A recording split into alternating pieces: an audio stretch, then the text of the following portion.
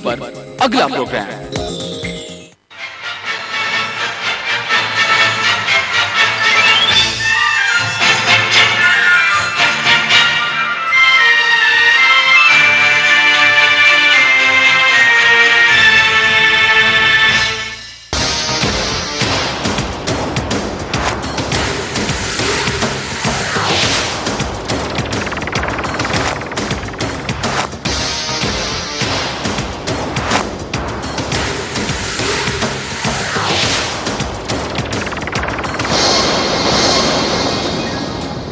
फिरका वाराना फसादात क्यों होते हैं, दंगे क्यों होते हैं, मजहब के नाम पर लोग लड़ते क्यों हैं, कभी मंदिर, कभी मस्जिद, कभी गुरुद्वारा, तो कभी किसी और इश्यू के ऊपर लड़ते क्यों हैं। लोग लड़ते हैं, फसादात करते हैं या फिर कराए जाते हैं, ये भी सवाल है। और फिर दंगाइयों को शह कौन देता है, ये भी बड़ा अहम मुद्दा है, ये भी बड़ा सवाल है।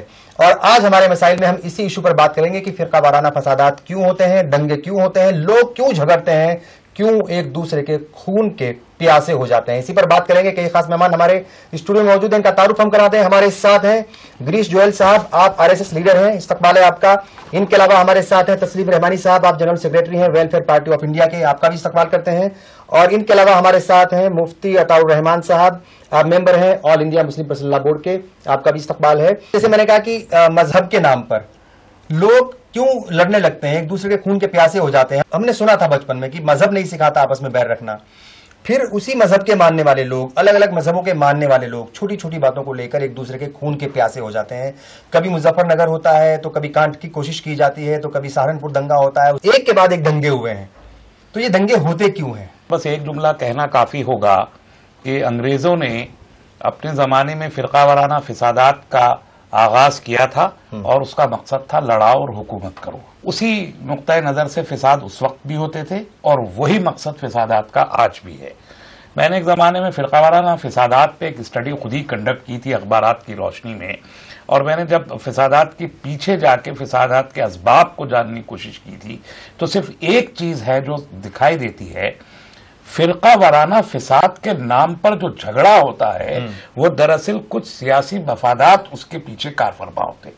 और अक्सर फिसादात में, अगर सबको ना कहें तो अक्सर फिसादात में आप ये देखेंगे कि हवसे इक़्तिदार मुक़्तदिर लोगों को, साहिब ताकत लोगों को ये शय देती है कि वो अपने असर और रसूख और इख्तियारात का इस्तेमाल करते हुए लोगों के जज्बाती इश्यूज को भड़का के फिसाद बपा कर दे और उसके नतीजे में खुद को एक सियासी फायदा वो हासिल कर ले। आज के जमाने में इलेक्टोरल पॉलिटिक्स, तमाम एक्टिविटी मुल्क की इलेक्टोरल पॉलिटिक्स के चारों तरफ घूमती है, जिसे हम वोट बैंक की सियासत भी कहते हैं।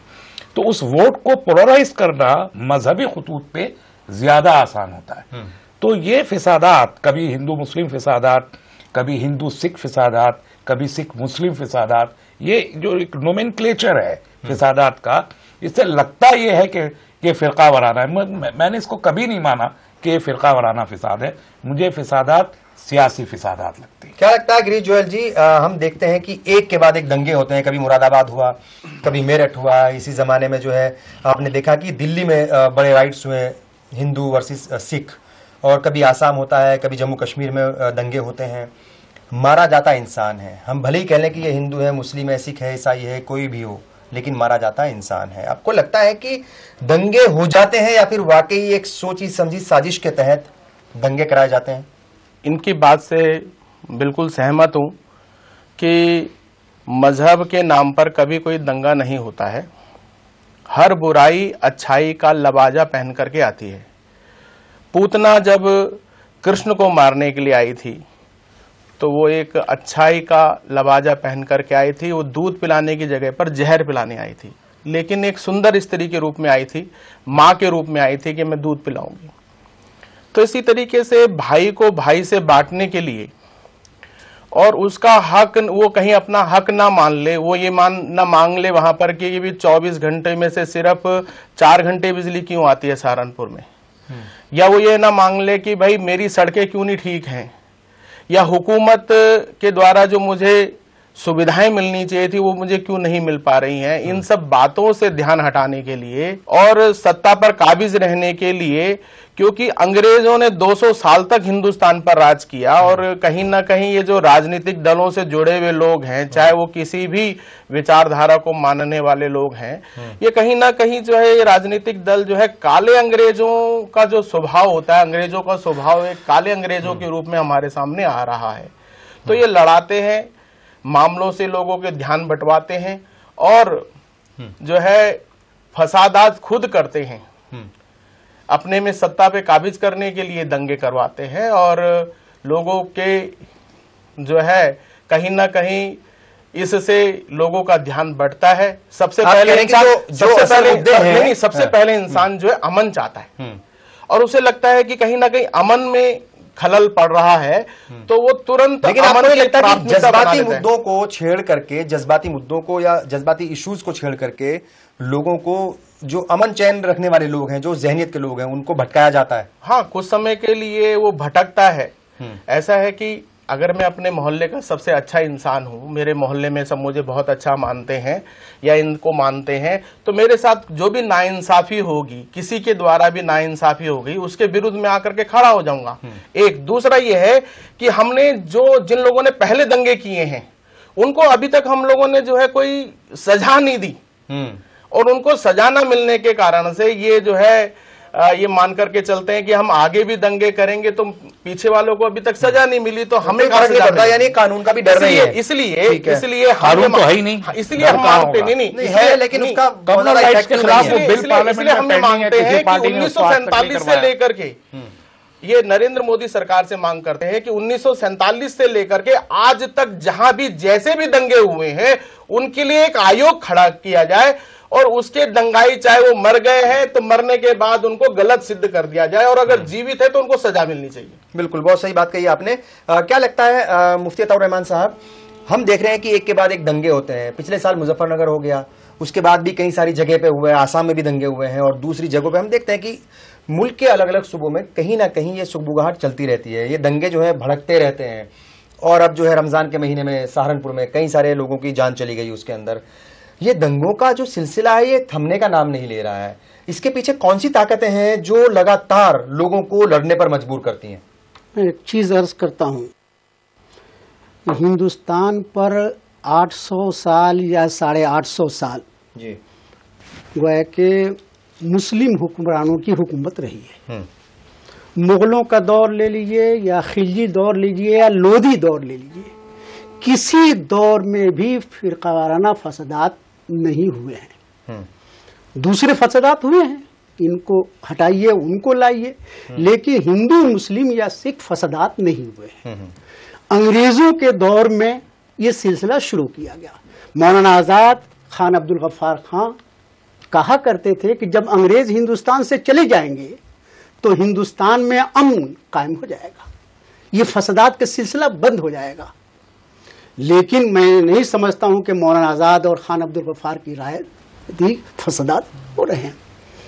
मैं ये कहना चाहता था कि 800 साल में क्यों फसादात नहीं हो, हिंदू मुस्लिम फसादात हुए, कोई तारीख नहीं मिलती है। इसका माने ये कि अगर गवर्नमेंट जो साहब इख्तिदार हैं, जो कुर्सियों पर बैठे हुए हैं, अगर चाहें तो फसादात नहीं होंगे। आप अंदाजा कर सकते हैं कि एक कलेक्टर अपने और एसपी अपने जिले में अगर चाहे इस इलाके में फसाद ना हो वो कंट्रोल कर सकता है।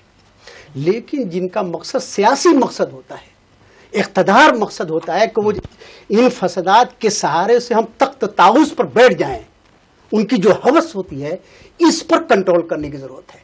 और जब तक हमारे अंदर से ये हवस खत्म नहीं होगी तो ये हिंदू मुस्लिम सिख ईसाइयों का खून बहता रहेगा, मासूमों का खून बहता रहेगा और इंसान और इंसानियत को नुकसान सबसे जो नुकसान पहुंचा है, माशी नुकसान पहुंचा भी है, लेकिन हमें माशी नुकसान से ज्यादा जो इंसानियत को जो धक्का पहुंचा है इससे हमें सदमा होता है कि कल तक हमारे मुआशरे में हम सब मिलजुल कर रह रहे थे, फर्क नहीं था। जो पड़ोसी कल तक प्यार मोहब्बत से रह रहे थे, एक दूसरे के घर आना जाना था, खुशियों में शरीक होते थे, दुख दर्द में शरीक होते थे, वही आज एक दूसरे के खून के प्यासे लग रहे हैं। ऐसा लग रहा है कि वो एक दूसरे को देखना पसंद नहीं करते, नफरत की निगाह से देख रहे हैं।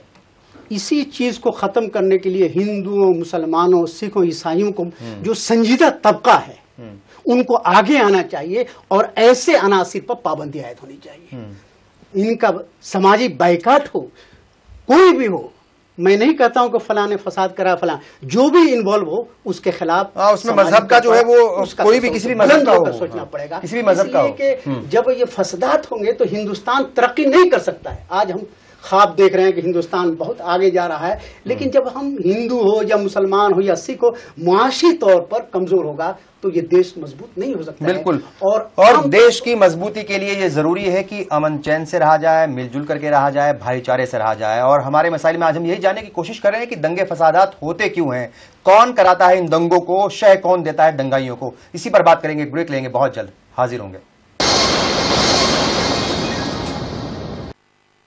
जश्न ईद मनाओ 786 में लॉयड ले जाओ। लॉयड, जो दे खुशियों की गारंटी। जिंदगी के इस सफर में सच्चाई हमारी हमसफर हो। हम दिखाते हैं वही खबर जो समाज के लिए हो आईना। गैर जानिबदारी हमारा शिवा। खबर वही जिस पर हो आपको एतबार। देखिए खबरनामा इन औकात पर। फिलिस्तीन इसराइल कशीदगी उरूज पर, गजा पर इसराइल के फिजाई हमले, गजा की जानिब से इसराइल पर रॉकेट हमले, सैकड़ों जाने तल्फ, हजारों अफराद जख्मी, सैकड़ों मकान तबाह। मशरिक़ वस्ता की ताज़ा सूरत हाल पर देखिए हमारा प्रोग्राम आलमी मंजर, पीर से जुमा रात 10 बजे। दुनिया के हर कोने से हम लाते हैं आपके लिए ताज़ा तरीन खबरें जिनका आपको रहता है इंतजार। देखिए बैनुल अक़वामी खबरों का खास प्रोग्राम आलमी मंजर।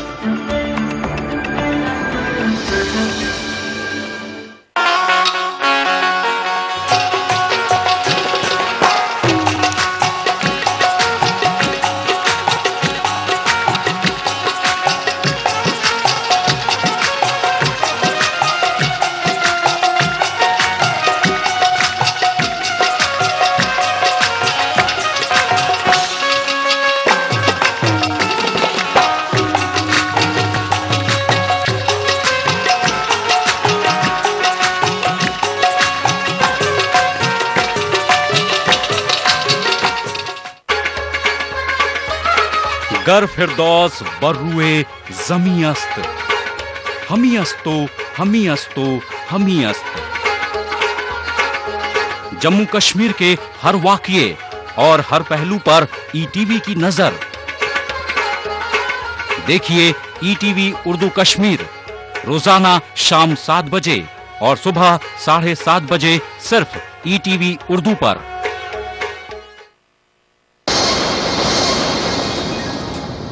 वाराना फसादात क्यों होते हैं, कौन लड़वाता है लोगों को आपस में, इसी पर हम बात करें हमारे मसाइल में। और अब जानने की कोशिश करेंगे कि इनसे नुकसानात जो हैं वो किस तरह के होते हैं, कैसे लोग एक दूसरे के दुश्मन बन जाते हैं और कैसे एक लोग जो है एक दूसरे को देखना पसंद नहीं करते। अगर हम दंगों की तारीख की बात करें तो ये बहुत पुरानी तारीख है। अगर हम जिस तरीके से हमने कुछ आंकड़े निकाले हैं उसके मुताबिक जो पहला दंगा हुआ है पानीपत की जंग के बाद, एक बड़ा दंगा हुआ था जिसमें हजारों लोग मारे गए थे 1761 में। 1761 में दंगा हुआ था। उसके बाद 1946 में हुआ, बिहार में एंटी मुस्लिम दंगा था ये।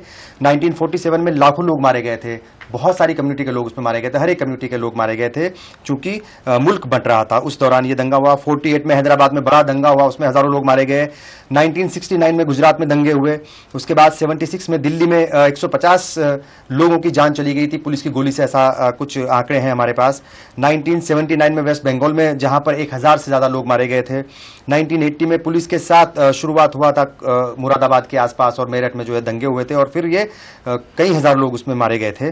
और 1983 में आसाम में दंगा हुआ, 84 में पंजाब में, और फिर 84 में जो बड़ा दंगा हुआ दिल्ली में, सिख एंटी सिख राइट्स जिसको बोला जाता है। फिर 84 में दिल्ली, जालंधर और उसके बाद जो है पंजाब के अलग अलग हिस्सों में ये 89 तक चलता रहा। 90 में कश्मीर में श्रीनगर में हुआ 90 में, और उसके अलावा लुधियाना में कई सारे दंगे हुए।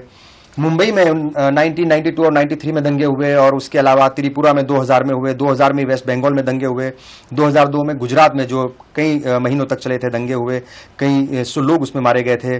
और इसी के अलावा केरला, जम्मू कश्मीर, मुंबई, आसाम, मुजफ्फरनगर और सहारनपुर, ये एक के बाद एक दंगे होते रहे हैं। ये हम कह रहे हैं कि ये तारीख जो है ये आज की नहीं है, ये लंबी तारीख है दंगों की, और बहुत पहले से दंगे होते आ रहे हैं। लेकिन अब इन दंगों की शक्ल बदल गई है, अब छोटी छोटी बातों को लेकर दंगे होने लगे हैं।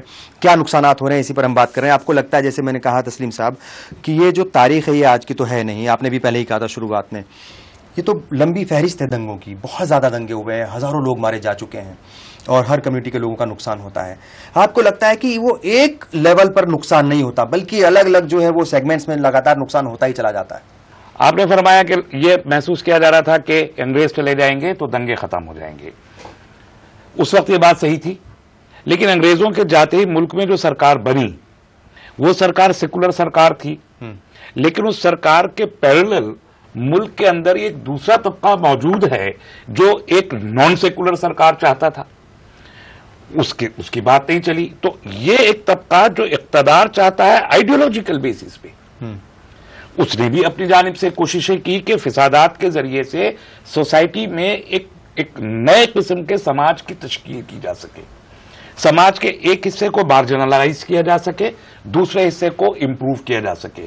तो बहुत ही प्लान्ड वे में, बेहद मंसूबाबंद तरीके से, मतलब आपने बहुत सारी जगहों का नाम लिया, मैं इसमें बहुत 67,000 फिसादात 47 से अब तक हो चुके हैं, 67,000, जिनमें भागलपुर बड़ा दंगा हुआ है और मेरठ, मुरादाबाद, एक के बाद एक। जी जी। लेकिन आप एक एक शहर को उठा के देखिए जिनका आप नाम ले रहे हैं, वहां एक मखसूस कम्युनिटी, चाहे वो सिख हो चाहे वो मुसलमान हो, वो मखसूस कम्युनिटी या तो तालीमी तौर पर आगे थी या इक्तिसादी तौर पर आगे थी, और उस फिसाद के नतीजे में वो बिजनेस, वो इक्तिसादियात जो वो कम्युनिटी कंट्रोल करती थी उसके हाथ से निकल गया, और वो जो मालिक वहां हुआ करता था वो मजदूर बन गया। अब चाहे आप मुरादाबाद में ब्रास की इंडस्ट्री को ले लें, चाहे आप बनारस में जो है वो सनत, साड़ी की सनत को ले लें, चाहे आप सहारनपुर की सनत को लकड़ी की ले लें, चाहे आप अलीगढ़ के ताले ले लें, चाहे आप मेरठ की कैंची ले लें, चाहे आप भिवंडी के हथकरघा ले लें, ये तमाम जगहों पर ये इम्पैक्ट है। तो उसका बड़ा पर्पस ये रहा है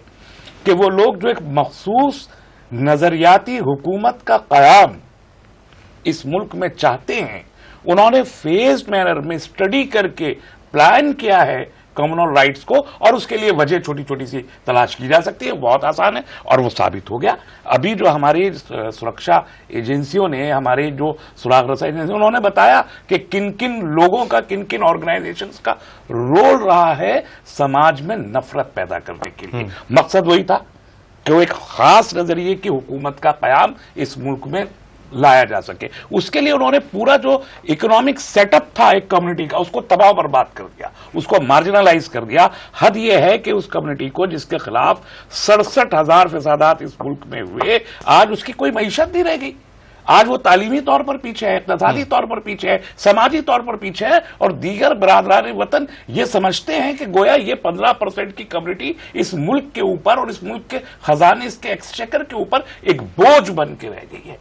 और जबकि वो टैक्स पेयर है, वो खुद भी टैक्स पेयर है, एवरीबडी, सारे राइट्स से टैक्स भी पे करते हैं। अब उनके कंट्रीब्यूशन है, न सिर्फ ये कि फ्रीडम मूवमेंट में, बल्कि आजाद हिंदुस्तान में उस कम्युनिटी के इतने बड़े कंट्रीब्यूशंस हैं कि आप उसको नजरअंदाज नहीं कर सकते। नहीं, इस मुफलिसी, इस गुर्बत, फिसादात की इस भरपूर मार के बावजूद उस कम्युनिटी के इतने बड़े कंट्रीब्यूशंस हैं कि आप नजरअंदाज नहीं कर सकते। गिरीश जी, तस्लीम रहमानी साहब ने जो है एक तंजीम की तरफ इशारा किया है, और नाम उन्होंने खुल करके नहीं लिया, लेकिन आपको लगता है कि क्या वाकई हिंदुस्तान में कई सारी तंजीमें ऐसी हैं जो वाकई ही एक सिस्टमेटिक तरीके से, सोची समझी रणनीति के तहत वो लगातार दंगे कराने की साजिश रच रही है और एक कम्युनिटी को टारगेट किया जा रहा है? मैं दो बातों उसकी तरफ इशारा करना चाहूंगा जहां से चीजें बदली हैं। ऐसा है कि हमने जो सन 1857 का जंग आज़ादी लड़ी थी, वो इस नारे के साथ लड़ी थी कि हिंदी हिंदी हम हैं भाई भाई, ए फिरंगी तेरी मौत आई।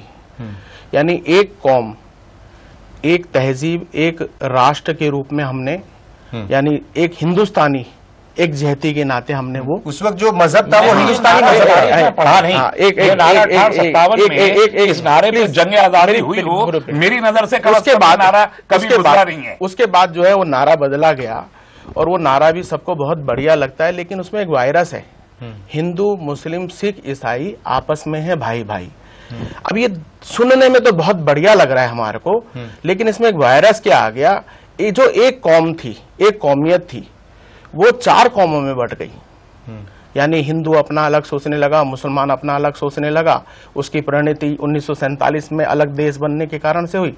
और फिर उसमें जो है सिख का एक पूरा आंदोलन चला खालिस्तान के नाम से, वो भी गैरियत के कारण से। अपनापन कैसे बढ़े और परायापन कैसे खत्म हो, इसके लिए हर हिंदुस्तानी को काम करना चाहिए था, लेकिन गैरियत बढ़ाने का काम किया गया। इसके साथ साथ उसमें एक ईसाई जो अंग्रेज हमारे पर हुकूमत कर रहे थे, उनका भी एक मजहब था, वो भी मजहब उसमें जोड़ दिया गया।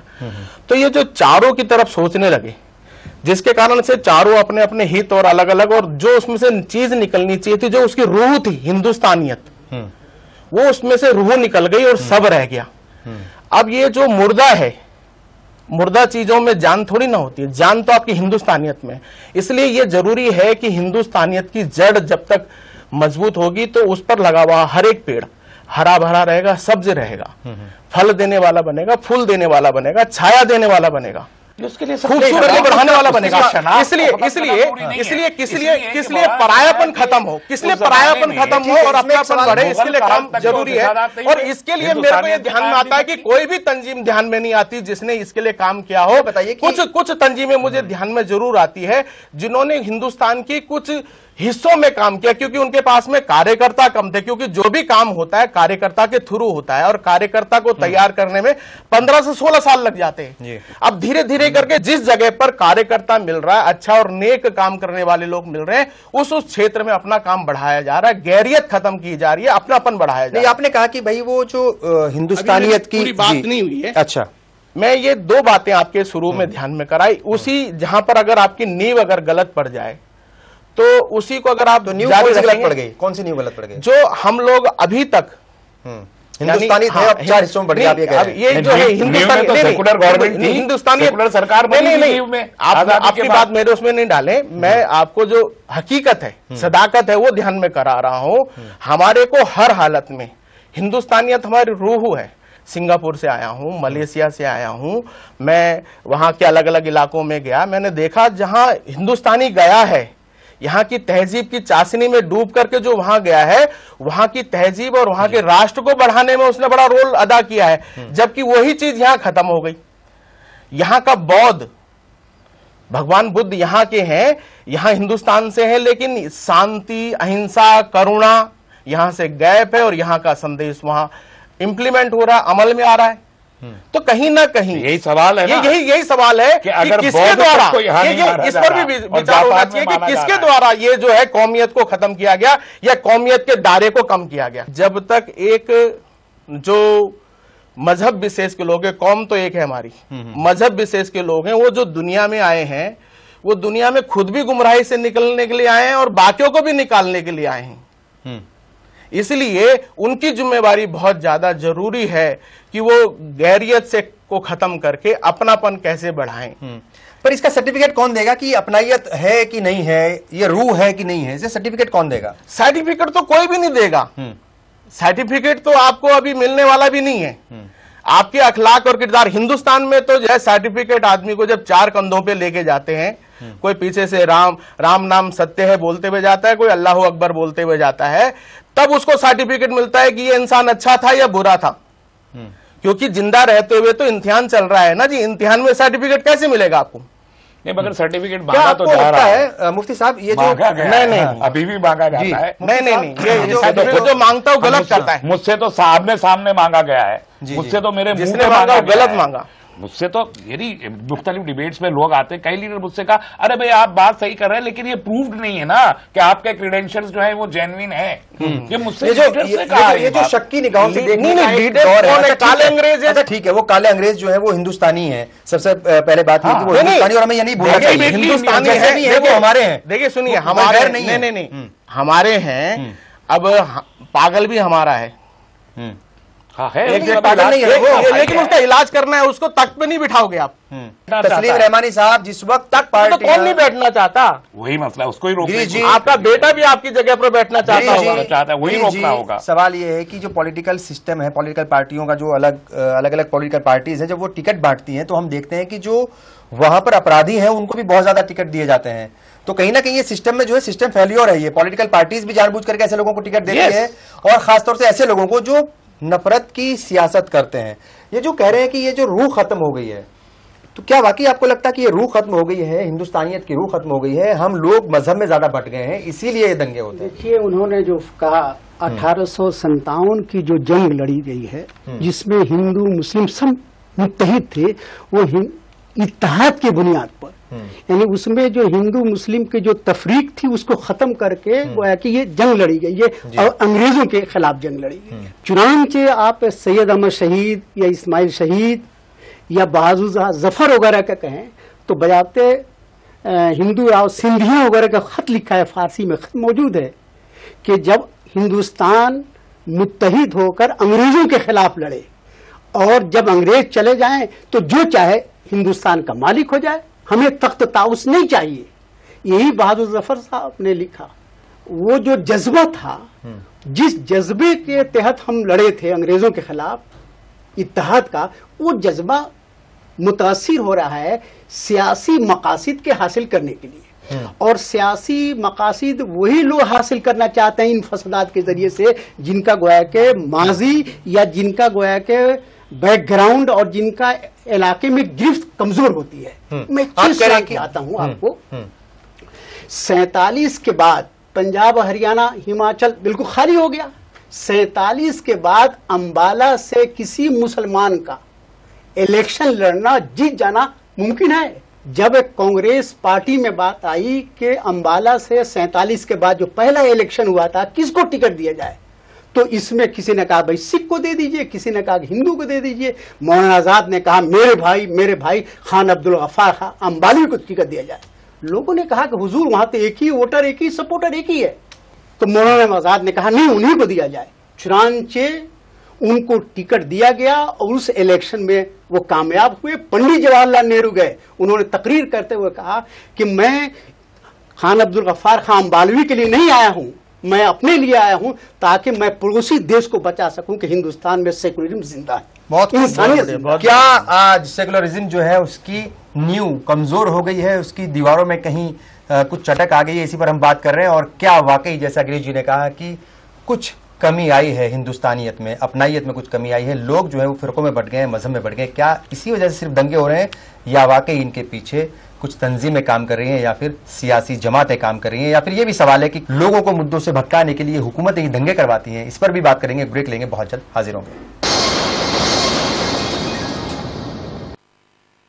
जश्न ईद मनाओ, 786 में लॉयड ले जाओ। लॉयड, जो दे खुशियों की गारंटी। जिंदगी के इस सफर में सच्चाई हमारी हमसफर हो।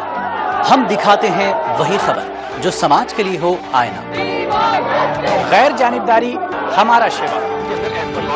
खबर वही जिस पर हो आपको एतबार। देखिए खबरनामा इन औकात पर।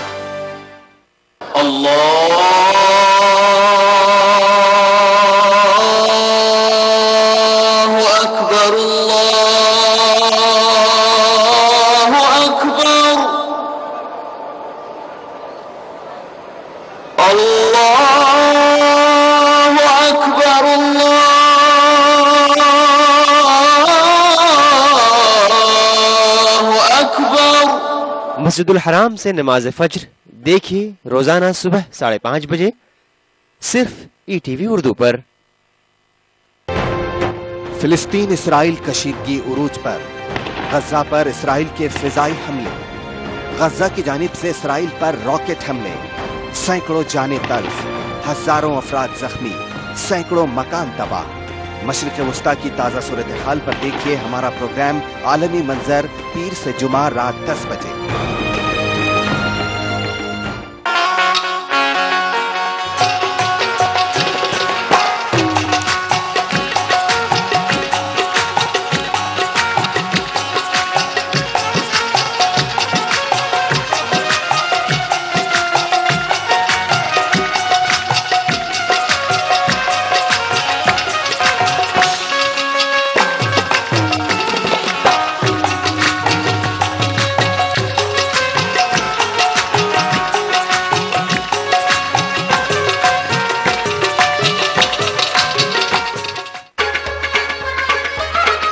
गर फिरदौस बर्रुए जमी अस्त, हमी अस्तो हमी अस्तो हमी अस्त।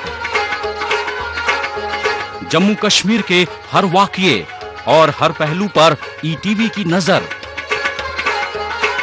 देखिए ईटीवी उर्दू कश्मीर रोजाना शाम 7 बजे और सुबह 7:30 बजे सिर्फ ईटीवी उर्दू पर।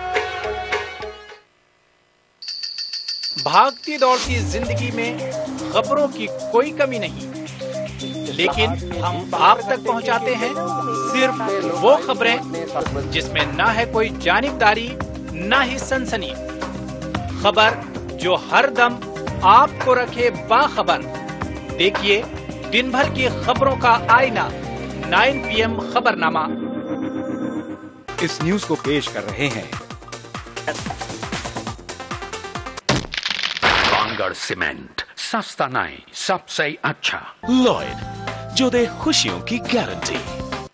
दुनिया के हर कोने से हम लाते हैं आपके लिए ताजा तरीन खबरें जिनका आपको रहता है इंतजार।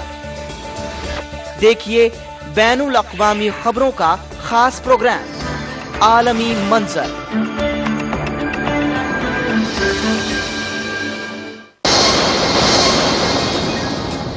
कभी मंदिर मस्जिद, कभी गुरुद्वारा, तो कभी लाउड स्पीकर के नाम पर ही दंगे हो रहे हैं इस मुल्क में। लोग आपस में झगड़ते हैं किसी इशू को लेकर के, लेकिन वो दंगा बन जाता है, फिरकावाराना फसादात की शक्ल इख्तियार कर लेता है। आखिर ऐसा क्यों हो रहा है? कौन सी ताकतें हैं जिन्हें कमजोर करने की जरूरत है, या कौन सी ऐसी ताकतें हैं जो दंगे करा रही हैं? इसी पर हम बात करेंगे। गिरीश जी, क्या लगता है आपको, क्या ये हम ताकतों की बात कर रहे हैं, हम कह रहे हैं कि कुछ पॉलिटिकल इश्यूज हैं या कुछ पॉलिटिकल पार्टीज हैं या कुछ तंजीमें हैं, क्या इस तरीके से पॉलिटिकल पार्टीज के ऊपर या किसी तंजीम के ऊपर या हुकूमत के ऊपर इल्जाम लगा देना आपको लगता है कि ठीक है? ऐसा है कि ये ध्यान में आता रहा है कि पॉलिटिकल पार्टी हिंदुस्तान में है, लेकिन उसकी विचारधारा कहीं हिंदुस्तान से बाहर है। जिस भी पॉलिटिकल पार्टी की विचारधारा हिंदुस्तान से बाहर की काम करती है, तो वो अपना आका उस विचारधारा को मानती है, और उस विचारधारा को आका मानने के कारण से वो उस देश के फायदे के बारे में ज्यादा सोचने लगती है। जैसे आपने देखा होगा कि पिछले दौरान यूपीए की सरकार आने के बाद में कुछ ऐसी कंपनीज को, नेशनल कंपनीज को यहाँ पर काम करने की छूट दी गई और कई तरह के लाभ उनको पहुंचाए गए। तो ये ध्यान में आता है कहीं ना कहीं किसी को लाभ पहुंचाया जाता है तो अगर उससे लाभ हिंदुस्तान को भी हो रहा है तो कोई परेशानी नहीं, लेकिन अगर उसे नुकसान हिंदुस्तान को हो रहा है तो प्रायोरिटी हमारी हिंदुस्तान होनी चाहिए। और इसलिए कहीं ना कहीं ध्यान में आता है कि इस बात का विरोध होने पर, मान लो मैं इस बात का विरोध कर रहा हूं, लेकिन मुझे रूप दे दिया जाए कि मैं हिंदू हूं, आरएसएस से जुड़ा हुआ हूं, मजहबी हूं, इसलिए मैं इनका विरोध कर रहा हूं। मैं हिंदुस्तान के हित को मैंने जो है किस तरह से प्रस्तुत कर दिया, सभी हिंदुस्तानियों को उसमें फायदा होने वाला था जिसके लिए मैं आंदोलन कर रहा हूं, लेकिन उस आंदोलन को सिर्फ आरएसएस का या हिंदुओं का आंदोलन मान लिया गया और अपने को सत्ता में बनाए रखते हुए और अपने आकाओं को फायदा पहुंचाने का काम जो है ये हिंदुस्तान के लिए नुकसानदेह है। ये जो कभी परवीन तोगड़िया बोलते हैं कि आप गुजरात भूल जाओ लेकिन कम से कम मुजफ्फरनगर को तो याद रखो, कभी गिरिराज सिंह बोलते हैं कि जो मोदी के मुखालिफ हैं वो पाकिस्तान चले जाइए, और ऐसे दूसरी कम्युनिटी के लोगों की तरफ से भी जो उनके जिम्मेदार हैं उनकी तरफ से भी ऐसे बयानात आते हैं। इस तरह के जो बयानात हैं वो इन दंगों के लिए कितने जिम्मेदार हैं? मैं इस बात को कहना चाहता हूं कि हम जो भी इतिहास को याद रखते हैं वो इसलिए याद रखते हैं कि हमसे अगर कोई गलत काम हो गया है तो हम आगे वो ना करें। और अगर मैंने कोई बहुत डराया अच्छा, जाता है, नहीं डरा धमका जाता है, बहुत अच्छा, अपनी गलतियों से हर एक आदमी डरता है। और जो मैंने अच्छा काम किया है, मैं आज भी हजरत निजामुद्दीन को, हजरत मोहम्मद साहब सल्लल्लाहु अलैहि वसल्लम को याद रखता हूँ, हिंदुस्तान के लिए कुर्बानी देने वाले हर मुसलमान को याद रखता हूँ, हर हिंदुस्तानी को याद रखता हूँ। भाई आप मुसलमानों को मत भूलिए, नहीं, इसका मतलब डराया जा रहा है। सुनो, ये दो चीजें हैं इंसान को जो हमेशा याद रखनी चाहिए, मेरा ये मानना है। ठीक है। और मेरे से अगर कोई गलती होती है तो मैं खुदा से भी डरता हूँ और अपनी गलती से भी डरता हूँ और उसको दोहराने से तौबा करता हूँ। क्या लगता है मुफ्ती साहब, हम देखते हैं कोई भी दंगे को उठा के देख लीजिए, आप किसी भी दंगे को उठा करके देख लीजिए, जब भी दंगा होता है तो हम देखते हैं कि किसी एक कम्युनिटी को ही नुकसान होता है। कहने का मतलब यह है कि जब भी कोई दंगा होता है तो उसको टारगेट किया जाता है। हम इस बात को यूं क्यों नहीं कहे कि हर हिंदुस्तानी मारा जाता है दंगों के कारण से? ठीक है, हम बार बार फिरकों में और मजहबों में बांट कर हिंदुस्तानी को, हिंदुस्तानियों का फायदा कर रहे हैं क्या? वो इसलिए दूसरा क्या है कि इंसाफ तुरंत मिलना चाहिए। यानी अगर हम देखेंगे कि उसमें जो हम एक देखेंगे मेरा कहना है कि कहीं ना कहीं से बचना चाहिए। बिल्कुल सही है, और तुरंत न्याय मिलना चाहिए। मेरा सवाल ये है कि जो हम देखते हैं किसी भी दंगे के अंदर एक ही कम्युनिटी के लोगों को जब टारगेट किया जाता है, वो कोई भी कम्युनिटी हो, जितने भी दंगे हुए हैं उनका इतिहास बताता है, तारीख बताती है। कम्युनिटी हमारी सबकी एक है, मजहब अलग अलग है, बिल्कुल सही बात है, लेकिन कौमियत एक है, लेकिन वो भी सच्चाई है, उसको भी जो है आप उसको कम्युनिटी ना कह करके कौम, तो ये साजिश जो है, उस साजिश की तरफ इशारा जो किया जाता है कि भाई ये साजिश के तहत दंगा हुआ है या सोची समझी रणनीति के तहत दंगा हुआ है, उसके ऊपर वाकई मोहर लग जाती है और कुछ ताकतें हैं जो वाकई ही उस दंगा कराने के पीछे होती हैं। 47 के बाद कुछ सोच आई है, उस सोच में तब्दीली आनी चाहिए और कुछ लोगों को गांधी का किरदार भी अदा करना चाहिए। जब फसादात हों तो गांधी जैसे इंसान को सामने आना चाहिए।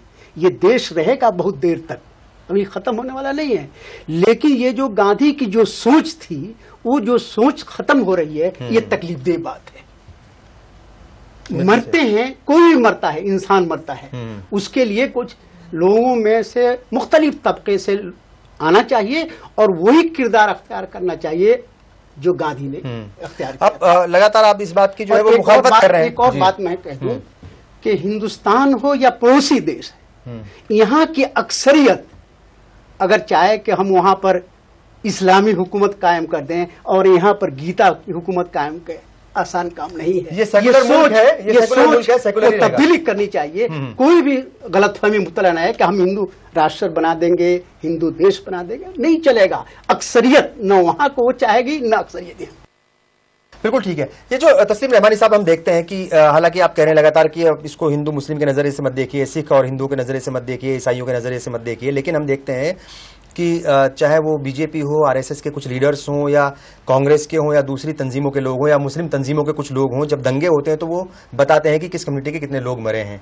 हमने परवीन तोगड़िया के जबान से भी ये बात सुनी है, हमने दूसरे जो मजहबी लीडर हैं उनकी जबानों से भी इस बात को सुना है कि कितने लोग किस कम्युनिटी के मरे हैं। पुलिस की गोली जब चलती है तो वो कम्युनिटी नहीं देखती है, लेकिन हम देखते हैं कि जब पुलिस की गोली से मारे जाते हैं तो वो एक ही कम्युनिटी के लोग मारे जाते हैं।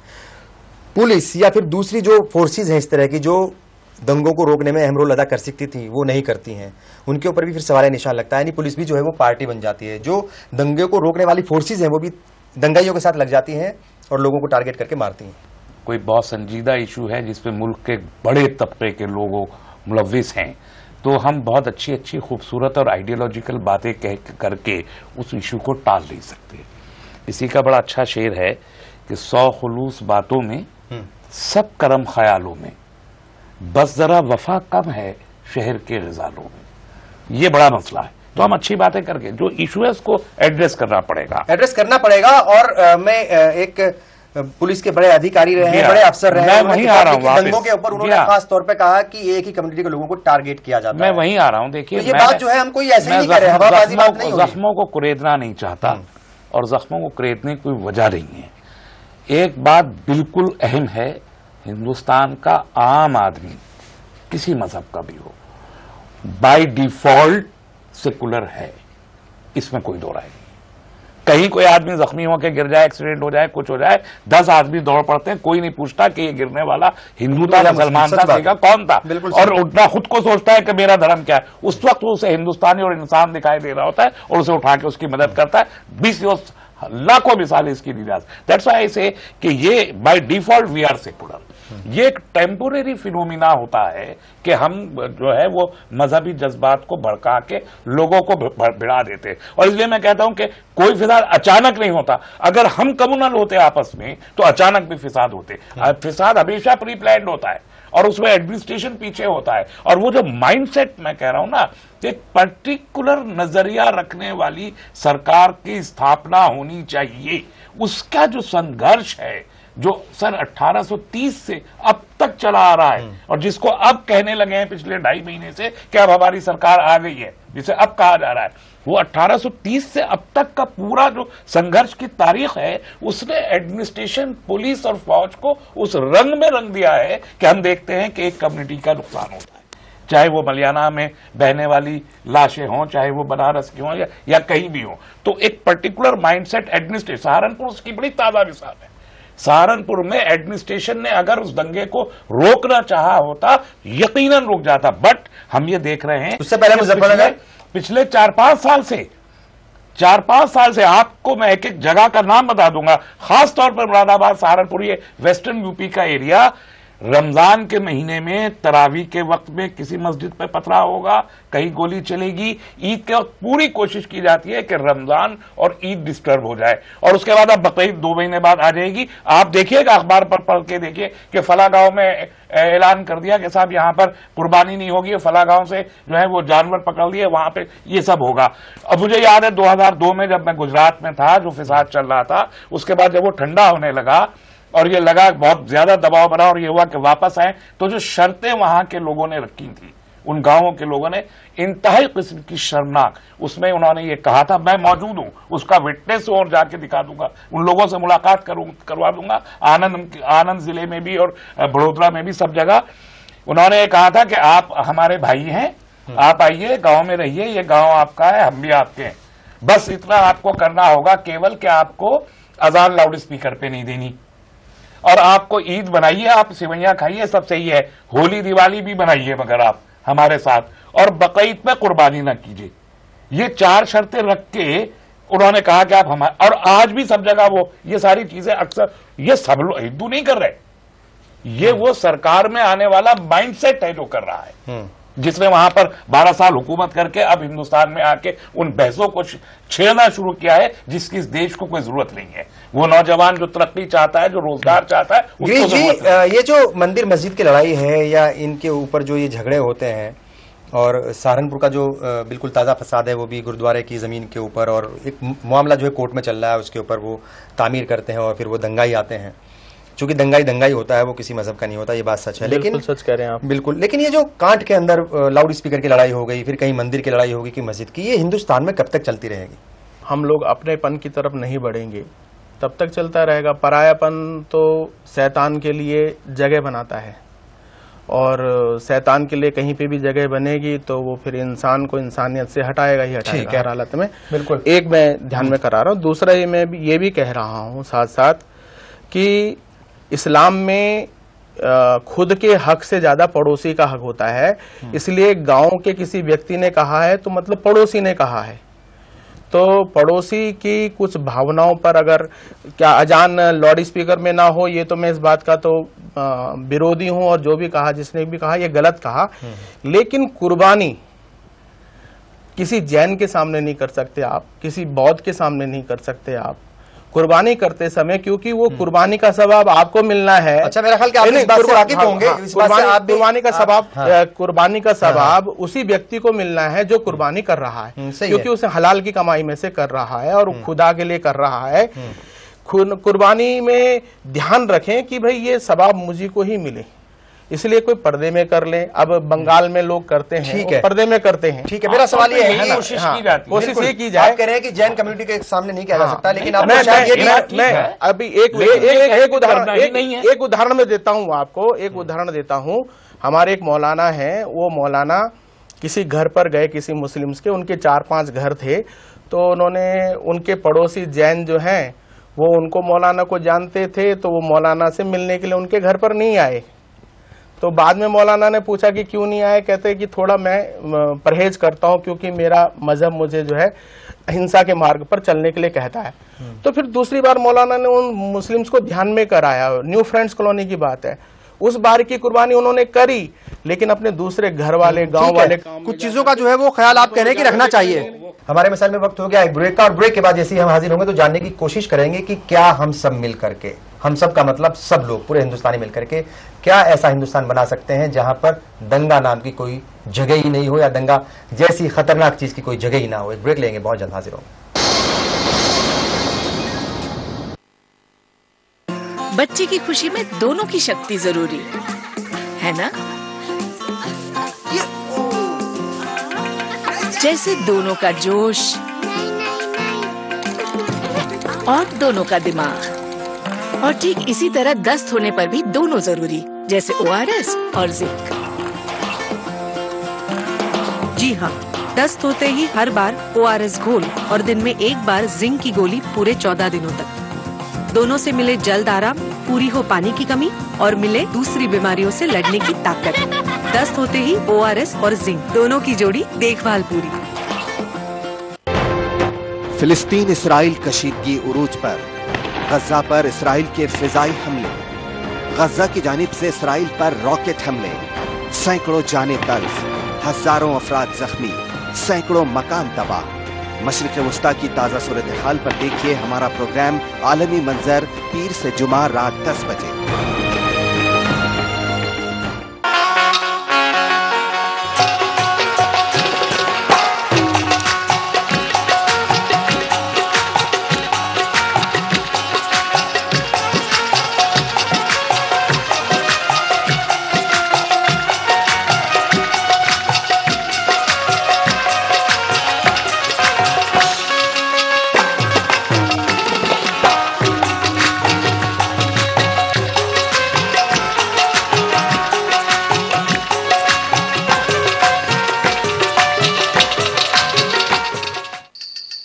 भागती दौड़ती जिंदगी में खबरों की कोई कमी नहीं, लेकिन हम आप तक पहुंचाते हैं सिर्फ वो खबरें जिसमें ना है कोई जानिबदारी, ना ही सनसनी। खबर जो हर दम आपको रखे बाखबर। देखिए दिन भर की खबरों का आईना 9 PM खबरनामा। इस न्यूज को पेश कर रहे हैं सीमेंट, सस्ता नहीं, सबसे अच्छा। लॉयड, जो दे खुशियों की गारंटी। दुनिया के हर कोने से हम लाते हैं आपके लिए ताजा तरीन खबरें जिनका आपको रहता है इंतजार। देखिए बैनुल अक़वामी खबरों का खास प्रोग्राम आलमी मंजर।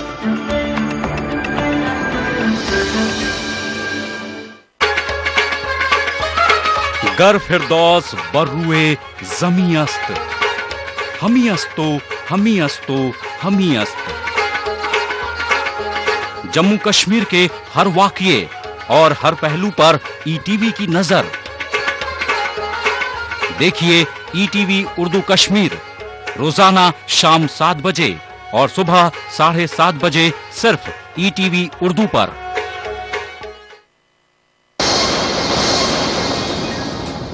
ब्रेक के बाद एक बार फिर आप सभी का इस्तकबाल है। हमारे मिसाइल में आज हम जानने की कोशिश कर रहे हैं कि ये फिरकावाराना फसादात क्यों होते हैं, कौन इनको कराता है, अचानक हो जाते हैं या फिर वाकई कोई सोची समझी साजिश के तहत ये दंगे कराए जाते हैं, और क्या हुकूमतें भी कई बार इन्वॉल्व होती हैं। चूंकि यहाँ इस तरह के सवालात उठ रहे हैं और अब जानने की कोशिश करेंगे कि कैसे सब लोग मिल करके एक ऐसा मुल्क बनाए जहां पर दंगा जैसी खतरनाक चीज हो ही नहीं, या दंगा फसाद हो ही नहीं, आराम से रहें, भाईचारे से रहें सब लोग मिलकर के। और क्या हो सकता है तस्लीम रहमानी साहब, चूंकि बहुत सारे नुकसानात होते हैं, हम देखते हैं कि नफरतों की दीवार जो है वो बढ़ती चली जाती है, बाकायदा खाई बन जाती है बीच में, लोग एक दूसरे को देखना पसंद नहीं करते, कारोबार के ऊपर फर्क पड़ता है, मिलना जुलना बंद हो जाता है, और कहीं ना कहीं वो एक दूसरे लोगों को जो है दूसरी कम्युनिटी के लोगों को अलग कर दिया जाता है। अब ये जो फसादात के बढ़ता हुआ एक बैलेंस है, और मुझे इस बात का खदशा है अल्लाह ताला मेरी बात को गलत साबित कर दे कि ये इसमें मजीद इजाफा ना हो जाए। हमको कानून चाहिए और सरकारों में ईमानदाराना नियत चाहिए, इसका फुकदान है।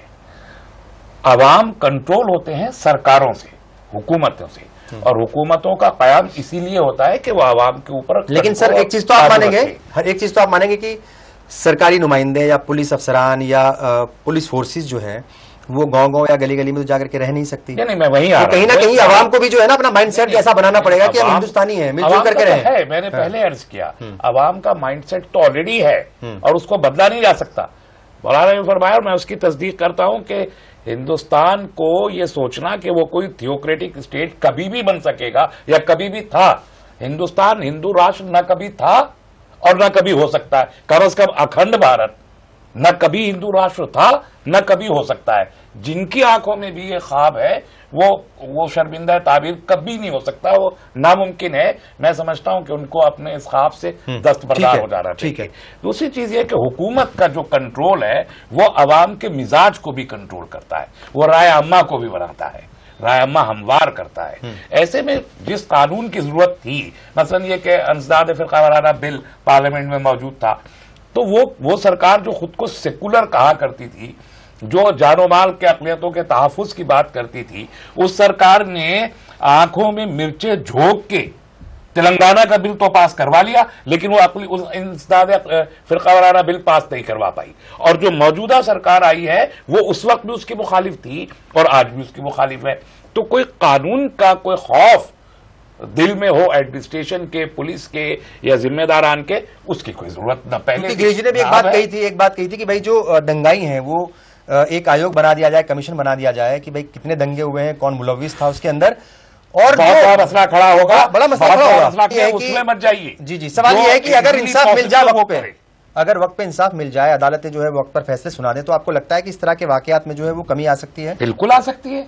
सजा का कॉन्सेप्ट क्या है? सजा अगर हो करार वाकई, तो कोई भी वाकया हो, चाहे फिरका वाराना फसाद हो, चाहे औरतों के ऊपर होने वाले मामले, अगर करार वाकई तौर पर सजा मिल जाए, सख्त सजा अवाम के सामने, तो तय वक्त कब हो जाएगा? तय वक्त में। क्या लगता है आपको कौन कौन से वो इक़दामात हो सकते हैं जिनकी वजह से या जिनको अपना करके जो फिरका वाराना फसादात होते हैं या मजहब के नाम पर जो दंगे होते हैं, आपस में लोग लड़ते हैं, ये लड़ाई झगड़ा बंद हो, ये फिरका वाराना फसादात बंद हो, तो क्या इक़दाम जो है उठाए जा सकते हैं? इंसदाद फिरका वाराना बिल आने वाला था, लेकिन उसके लिए कोई भी पार्टी संजीदा नहीं थी, बशमूल कांग्रेस, बशमूल भारतीय जनता पार्टी, कोई संजीदा।